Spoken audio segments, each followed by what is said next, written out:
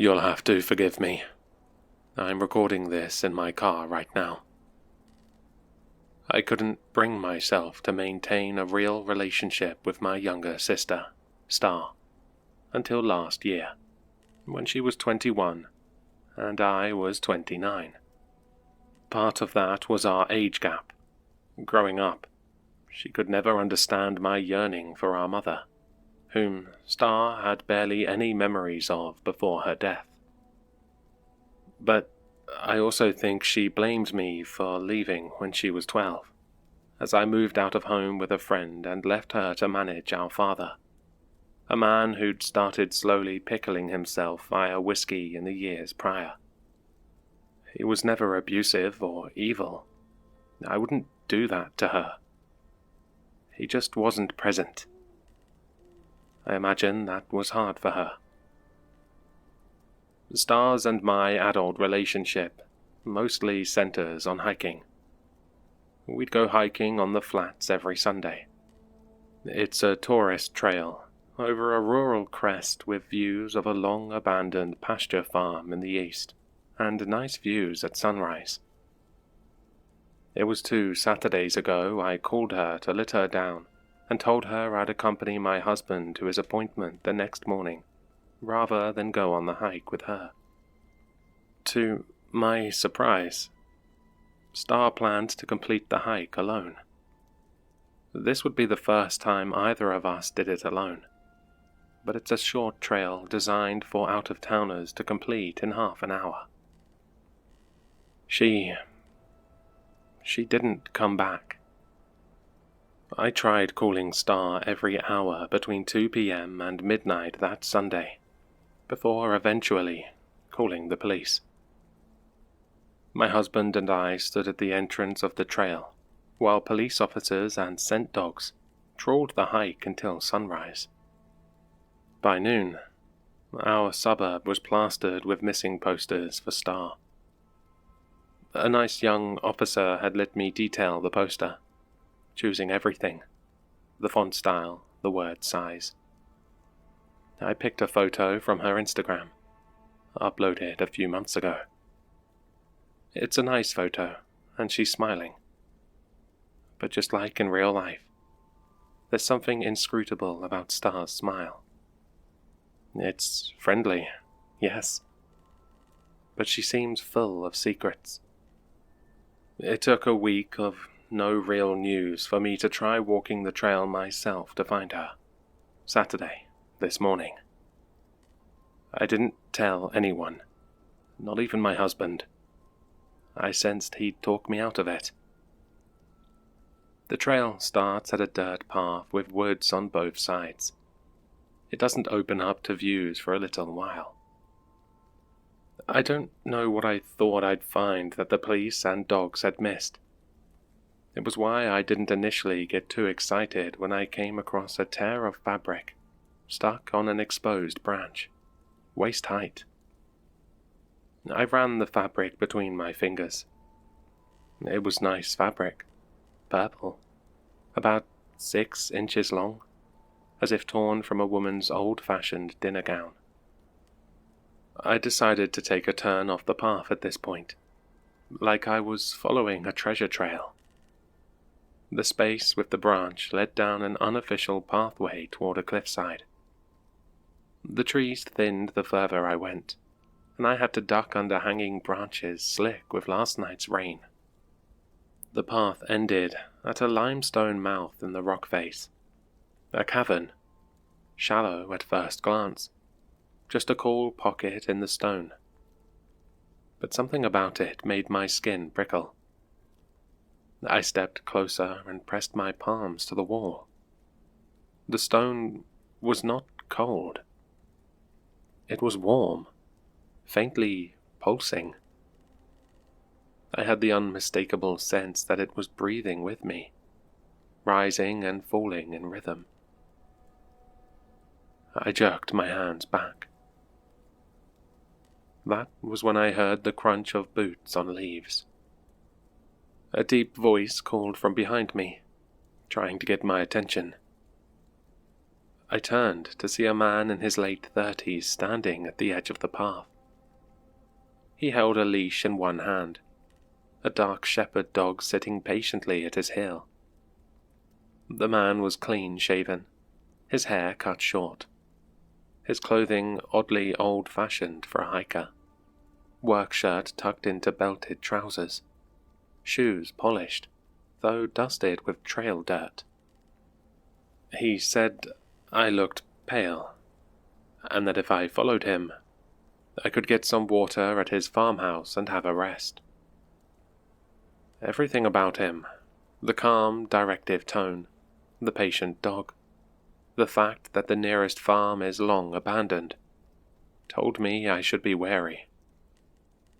And yet, I followed. We walked for what felt like too long to still be within park limits, until the woods opened onto a property I recognized and didn't. The disused farm I'd seen from the trail was no ruin now. The pastures were green, the house whitewashed and neat, smoke curling from a brick chimney. A woman came out onto the porch to greet us, and immediately, my knees buckled. It was Star. Only she wasn't Star. Her hair was set in curls, a dowdy skirt to her shins. She was wearing a pale apron like she just stepped out of an old magazine ad. The man, I thought, had kidnapped her, dressed her up like some 1960s housewife. But she smiled, welcoming the man back, under no clear duress. To me she was polite, but unfamiliar, as if I were a pleasantly unexpected guest. The man explained it all, how he found me, how he thought I needed a rest. I said her name. Star? But she only tilted her head, polite, blank. She led me into the farmhouse, past a kitchen warm with bread smells, past ticking clocks and wallpaper patterns I remembered from my grandmother's house. The man offered me tea. I accepted, my mind buzzing, half convinced I'd fainted back at the cavern, and this was some final lucid dream before dying. When they offered me a guest room for the night, I said yes. I had to be close to her, whatever she was right now. When the man retired to bed soon after, Star helped me make up the guest room. Her movements were unhurried, domestic. At one point, she looked at me, and I swore she recognized me. I wanted to shake her. I was ready for her to actually acknowledge me. Her sister. To tell me she'd been kidnapped. But instead, she simply asked if I ever read Reader's Digest. I shook my head, confused. She explained an article she'd read last week, about atoms. How everyone we know is made of atoms, and quarks.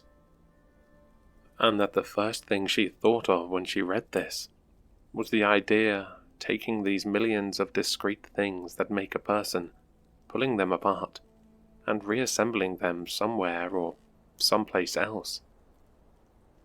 She said this like she was making conversation with a stranger. She laughed softly, then, like it was a charming, impossible idea. She wished me good night. I lay awake for hours. The house creaked around me and settled. I opened my eyes to the faint light of dusk. The air had changed, heavy with dust. The wallpaper hung in curled strips. The bed frame was the same, but rusted. Downstairs, the house was silent, empty except for the man's dog, sitting patiently by the door. When I opened it, the dog padded out into the pale dawn, glancing back to make sure I followed. I did. It led me back through the trees until we were at the trailhead again. The sun was just cresting the ridge.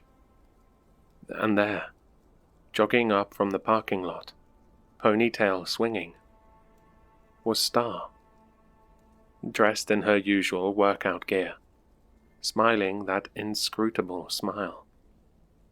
She asked me if I was ready for our hike, like it was any other Sunday. I followed her into the trail, let her lead, still digesting everything. She stopped to take sips of water from her Stanley cup and tell me things about her life, a recent Bumble date. This time around, I couldn't even find the trail to the cavern I'd gone down just yesterday, and I don't tell her anything about it. When we finished, we ended up back in the trail parking lot. She farewelled me with a hug and says she might call after her college classes on Wednesday. I drove straight to the precinct where the lead detective I'd been talking to works out of. The receptionist asked me to wait, so I walk out to sit in my car and get all my thoughts down in one place, and get the story straight. I walked past a telephone pole in the lot, one of the first ones I'd affixed a missing poster to when I left the station last week. The missing poster is still there, but I froze. I walked up to it, real close. Star's picture is gone, replaced by a photo of a young woman of a similar age, doing a similar pose. The exact same font and wording, down to the size and spacing, is below it. Went missing on the Flats Trail on Saturday. Please contact police if sighted. But it's not Star.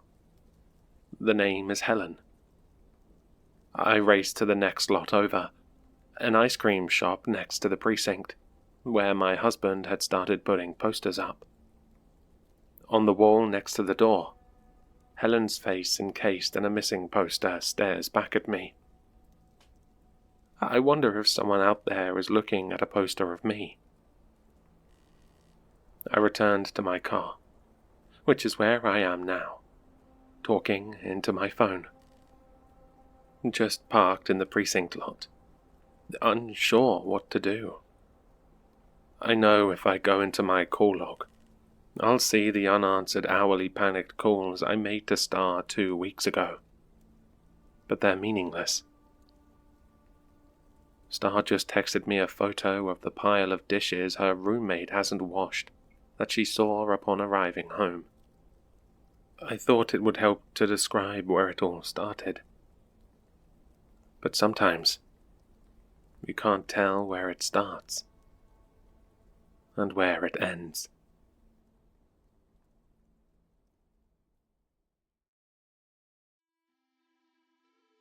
I hope you enjoyed the story.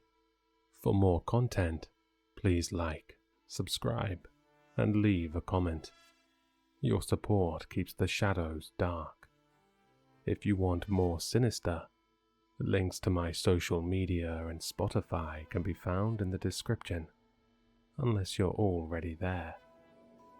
Don't forget to sign up to the Patreon, where you can see all the content a day earlier, and an exclusive video every month once we hit 20 patrons. Until next time, keep your lights low, eyes open, and your doors locked.